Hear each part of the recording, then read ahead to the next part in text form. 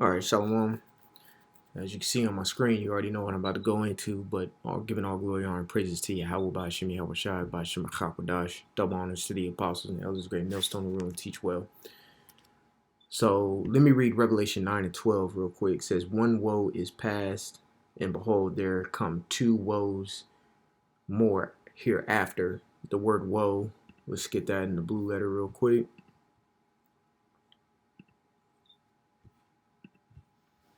Strong's G 3759. Uai. Why? So it's a primary exclamation of grief, which what brings grief? War. All right. So pretty much that woe is meaning war there, and it says alas. So matter of fact, let's get what alas means too.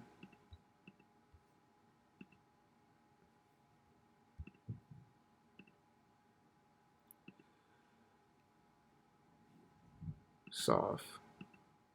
Don't worry about it, since it wouldn't act like an idiot.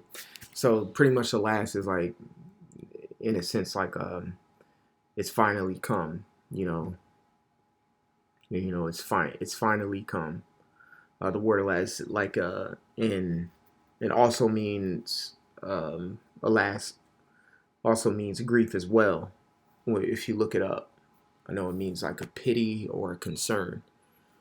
So war has always been a concern on everybody's mind, including us. Like, man, I wonder when this is gonna pop off. Like, ugh.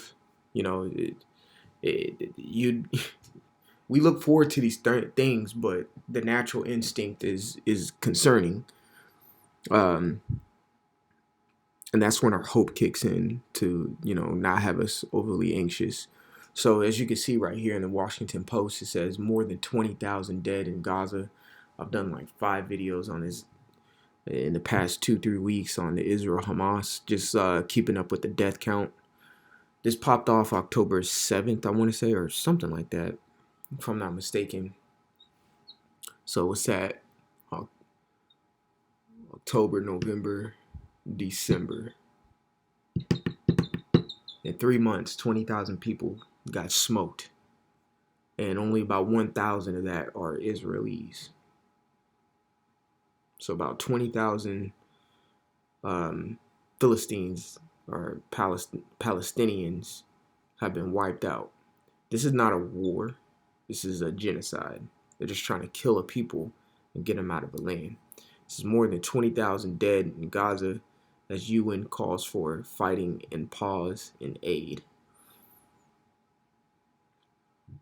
It says the United States abstained Friday on a painful negotiated UN Security Council resolution on Gaza, allowing passage of a measure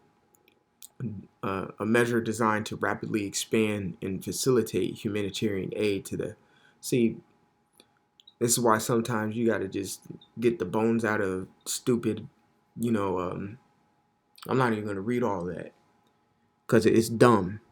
Because they're trying to paint the picture that Israel and United States are humane nations, and they're not. They're not. They're wicked, cruel Edomites. Okay? So, again, Revelation 9 and 12. Woe, one woe is past, and behold, there come two woes more hereafter. Revelation 9 went into World War One. Okay? And it's saying that the first war has passed, and there come two more. All right? Of course, World War II. And then let's go ahead and jump to Revelation 11. What is that, like 11 and 13? 11 and 14. It says the second woe is past, meaning the second concerning matter, like the word woe means, or the second war is past, and behold, the third concerning matter cometh quickly. Okay, that word woe again means to be concerned. Okay, or grief or the third grief cometh quickly, and what brings concern and grief? War. So really, the third war cometh quickly. You see that? Now the scriptures do talk about the least of them shall draw them out. This war is going to draw everybody in. Revelation 16 is going to happen. Revelation 11 and 14 is going to happen. Revelation 9 and what we just read in 9 and 12 is going to happen. Joel is going to happen. All these things are going to happen. But just like any war, there are multiple fronts, or what you could say, multiple theaters of war. During World War II, 1944, 1945, towards the end of it, going into 46, really ended in 1945, but there's kind of like residue afterwards. 1944, 1945 time frame. You had, of course, the Germans were pretty much neutralized around that time, but then you had another theater of war or front going on in Japan as well. You see? So there's different theaters. So what I'm trying to get at is, okay, though there may be a war going on in the Middle East area right now, that's going to trickle over to the shores of America. It's going to trickle over to the shores of South America. It's going to trigger. Don't just, a lot of people just think war is going to be just over there all the time. And people forget about there's been plethora of wars on this land. The French Indian War, War 1812, Revolutionary War, the Mexican American War, you had the Battle of Alamo and crap like that. You had a whole bunch of wars that happened on this land. Civil War. I cannot forget the Civil War. There's going to be a lot of wars. I mean, there's been a lot of wars that took place on the land of America, and it's going to come right back. All right? So don't it's not far-fetched. Understanding how many conflicts America has been in, it's going to recoil back. It's going to recoil back, and it's going to touch the shores of America too. This place is already on a civil unrest. There's already laws in the Constitution that grant certain type of rights to bear arms. It grants the people can create a militia. There's something called Minutemen. Okay, y'all should look it up. Go look up what a Minuteman is. There's plethora of videos out there on what gear a Minuteman should have. But Minutemen developed during the Revolutionary War, where their name literally is what they were. They were ready in 1 minute, and it wreaked havoc on the British because they had arms, they had guns in their houses. You see what I'm saying? In a minute, they're ready to ambush, ready to fight. So why are these things established in the Constitution? Because there's war going to come over to these shores. Why do you think the government is trying to take the guns away from the people? Because they want them unarmed, so it won't be such a hard, you could say rebellion or resistance that comes up. They want to be an easy swipe. Back in 2020, 60 million Americans bought weapons. Now, I'm not talking about knives, and I'm talking about guns. 60 million were purchased in 2020 alone.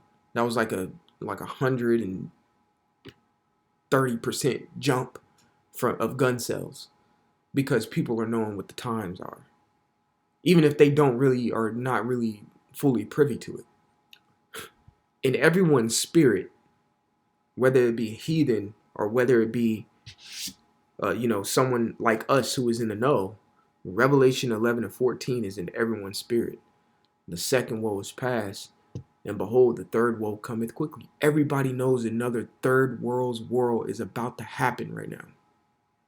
Everybody knows, regardless they want to accept it or not accept it. It's been thought about in everyone's mind. It's been thought about. The seed really heavily got planted in January 1st, 2020. when America killed that Iranian general or something like that. Everybody was talking about World War III. It's in everybody's mind, okay? This will trickle over to America and war will happen. In our reality, and I'm speaking to the men in the know who know these scripts. Our reality will become prevalent and very realistic to these people out here. You know that video or that slogan that Red Bull has. Welcome to my world of Red Bull. Well, guess what? When all hell breaks out, there's gonna be certain men that's gonna keep their composure via the spirit and power of Yahweh Bashim Yahweh Shai, and who are ready for this. And we're gonna be saying, "Welcome to my world." To all these people who've been living in La La Land, all these women who've been living in La La Land, got a 5-year plan in this place. Welcome to our world. All right, and to the ones, Lord willing, to the elect, they're gonna be in a world that's gonna be forever, just like it says in the book of Isaiah. So I didn't plan on making this lesson that long, even though it's still pretty a short lesson, but it's what it is. The spirit carried on. Want to give all glory, honor, and praises to Yahweh Bashim Yahweh Shai, Bashim Hakodash. Double honors to the apostles and elders, great millstone to rule and teach well. Peace, love, salutation to the elect 144 first fruit. Like always, repent for Yahweh Shai's coming back sooner than what me and you believe. Shalom.